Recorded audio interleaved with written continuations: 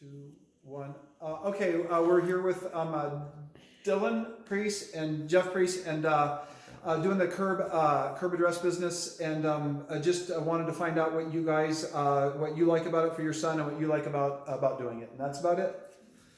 Yeah, so when I learned about this business, I introduced it. I thought this would be great for my son, as it would, one, teach him some work ethic, some responsibility, give him an opportunity to be an entrepreneur as a young kid. And it's been fantastic for him to be able to be responsible, get out on his own, make great money, much better money than he would make having an hourly job at McDonald's or whatnot. And so it's worked out really well for him.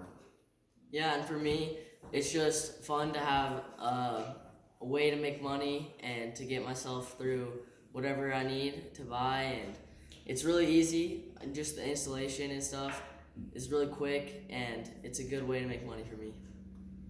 And unlike a lot of his friends, he always has money in his pocket. He's paid for his own car, he pays for his insurance, he pays for gas, and so it's I think financially it's got him off to a good start, and thinking he wants to build his own business sometime. Cool.